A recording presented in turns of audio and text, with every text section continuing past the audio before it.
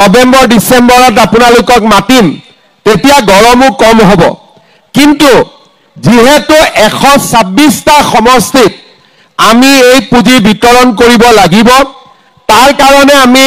নৱেম্বৰলৈকে নৰখি আমি আজি দুমাহ ধৰি বিভিন্ন স্থানলৈ গৈ আমি এই পুঁজি বিতৰণ কৰিছো 30 লাখ মহিলাক 10,000 টকা দিওতে সৰকাৰৰো 3,000 কোটি টকা পানীত পৰিব বহুতে যেতিয়া আমি এই আঁচনিখন লৈছিল বহুতে ভাবিছিল যে 10,000 টকাটো আমি মহিলাসকলক এনেই বিতৰণ কৰি দিম যাতে তেওঁলোকে পিছত আমাক ভোট দিব পাৰে আমি লাখপতি বাইদেউ বনাব খুজো লাখপতি বাইদেউ মানে কি যে যিগৰাকী মহিলাই নিজৰ ব্যৱসায়ৰ জৰিয়তে বছৰত অন্তত 1 লাখ টকালৈকে ধনৰ লেনদেন কৰিব পাৰে আমাৰ অসমত লাখপতি বাইদেউ আছে আৰু মহালাখপতি বাইদেউ আছে মহালাখপতি বাইদেউ মানে কোন জুনে বছৰত 10 লাখ টকাৰ ব্যৱসায় কৰে এওঁলোক ক'ৰ পৰা আৰম্ভ কৰিছিল এটা গোটৰ সদস্য হিচাপে নিজৰ কৰ্মজীৱন আৰম্ভ কৰিছিল ঘৰৰো কাম-কাজ লৰা ছোৱালীক পঢ়ুৱা শিকোৱা আৰু লগতে পৰিয়ালটোক সহায় কৰিবৰ বাবে তেখেতসকলে ব্যৱসায় বাণিজ্যটো হাত দিছিল চাওতে চাওতে তেওঁলোক লাখপতি বাইদেউ হলগৈ মোদী ডাঙৰীয়াক মই কৈছিলো যে আমাৰ অসমত 40 লাখ মহিলা আত্মসহায়ক গোটৰ লগত জড়িত হৈ আছে আপুনি যদি বেংকক কয় যে এই মহিলাসকলক সহায় কৰিব লাগে ময়ো আঁচনি আনিম আৰু আমাৰ জুটিয়া প্ৰচেষ্টাত অসমৰ আইমাতৃসকল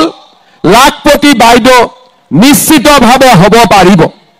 মোদী ডাঙৰীয়াই মোক কৈছিলে যে আমি 40 লাখ মহিলাক লৈ আমি আঁচনি আৰম্ভ কৰিব লাগে বেংকৰ লগত কথা পাতিব লাগে যাতে আমি মহিলাসকলক লাখপতি বাইদেউ বনাব পাৰো আগতে অসমৰ মহিলাই ঘৰৰ কাম কৰিছিল বাহিৰত নোলাইছিল লাহে লাহে আমাৰ মহিলাসকলে বাহিৰত ওলাব আৰম্ভ কৰিলে গোট নিৰ্মাণ কৰিলে গোট গঠন কৰিলে ট্ৰেইনিং ললে আৰু বহুতো মহিলাই বিভিন্ন ধৰণে উৎপাদন কৰি আমাৰ সমাজৰ বাবে একোটা উদাহৰণ হিচাপে আজি আমাৰ সমাজত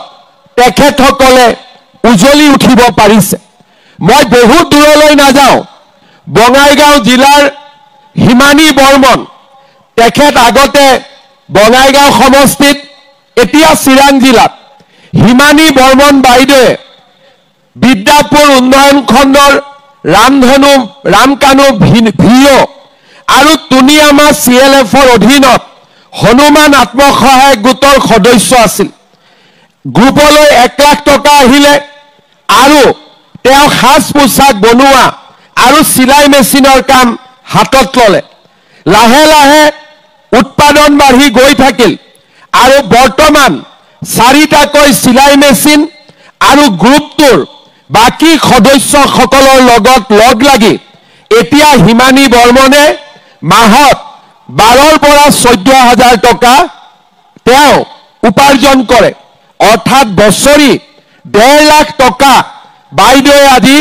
উপাৰ্জন কৰিবলৈ সক্ষম হৈছে আমাৰ বঙাইগাঁও জিলাৰে জোনাকী ভিঅ আৰু বীৰজালা CLFৰ পাৰ্বতী আত্মসহায়ক গোটৰ কবিতা দৈমাৰী বাইদেউ আজি লাখপতি হ'ব পাৰিছে 2018ত সেলফ হেল্প গ্ৰুপত যোগদান কৰিছিল 80,000 টকা লোন লৈ আজি ব্যৱসায় কৰি বাইদেৱে বছৰি 1.13 লাখ অৰ্থাৎ 1,13,000 টকা বছৰি উপাৰ্জন কৰে এনেকুৱা উদাহৰণ গোটেই অসমত বহুত আছে বহুতো মহিলাই মই দুগৰাকীৰ নাম কৈছো কিন্তু আমাৰ অসমত লাখতকৈও বেছি মহিলা আছে যিসকলে বছৰত 1 লাখ টকাতকৈও বেছি উপাৰ্জন কৰিব পাৰিছে আৰু পৰিয়ালটোৰ পৰিচালনাত সহায় কৰিব পাৰিছে আজি আমি যিমানে গ্ৰুপৰ লগত জড়িত হৈছো বহল পৃথিৱীখনত আমি চিনি পাইছো লৰা ছোৱালীক পঢ়ুৱাব লাগে আমি বুজি পাইছো সামাজিক দায়িত্ববিলাক আমি অনুভৱ কৰিব পাৰিছো আৰু পৰিয়ালটো সমাজখন আৰু গাঁওখনত আগুৱাই লৈ যোৱাত আমি এটা ডাঙৰ অৱদান আগবঢ়াব পাৰিছো আজি অসমৰ মহিলা শক্তি এক জাগ্ৰত প্ৰাণৱন্ত শক্তিলৈ ৰূপান্তৰ হৈছে এটা উৎপাদনমুখী প্ৰক্ৰিয়াৰ লগত নিজক জড়িত কৰিব পাৰিছে মহিলা আইমাতৃসকলক আগুৱাই লৈ যাবৰ বাবে আমি মুখ্যমন্ত্ৰীৰ মহিলা উদ্যমিতা আঁচনি বা লাখপতি বাইদেউৰ আঁচনিখন আমি হাতত লৈছিলো মই হিচাপ কৰিছিলো যে অসমত 4 লাখ আমাৰ গ্ৰুপ আছে 10 গৰাকীকৈ সদস্যক যদি আমি আঁচনিখনত লওঁ আমাৰ অসমত 40 লাখ মহিলা এই আঁচনিখনৰ লগত জড়িত হ'ব আৰু 40 লাখ মহিলাক মই যদি প্ৰথম কিস্তিত 10,000 টকা দিব লাগে মোক 4,000 কোটি টকাৰ প্ৰয়োজন হ'ব প্ৰথমতে মই ভাবিছিলো যে আমাৰ বহুত মহিলাই হয়তো এই আঁচনিখনৰ বাবে আবেদন নকৰিব মোৰ খৰচ অলপ কমিব কিন্তু অসমৰ 32 লাখ মহিলাই এই আঁচনিখনৰ বাবে আবেদন কৰিলে আৰু আজি 3,200 কোটি টকাৰে এই আঁচনিখন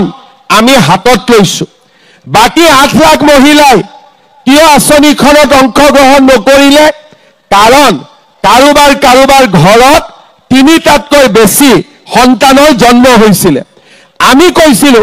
যে যাৰ ঘৰত 3টাতকৈ বেছি বাচ্চা আছে তেওঁলোকে লৰা ছোৱালীকো যত্ন ল'ব লাগিব আঁচনিত লাগি থাকিলে লৰা ছোৱালীক পঢ়া শুনা কৰোৱাব নোৱাৰিব সেই কাৰণে আমি নিয়ম কৰিছিলো যে 3টাকৈ সন্তান থাকিলে বা কিছুমান বিশেষ জনজাতিৰ ক্ষেত্ৰত 4টালৈকে থাকিলে আমি এই আঁচনিখনত সকলোকে আদৰি লম আজি বঙাইগাঁও প্ৰায় 20,000 মহিলা এই আঁচনিখনৰ জৰিয়তে উপকৃত হ'ব আজি আমি এটা কথা মনত ৰাখিম যে আজি আমি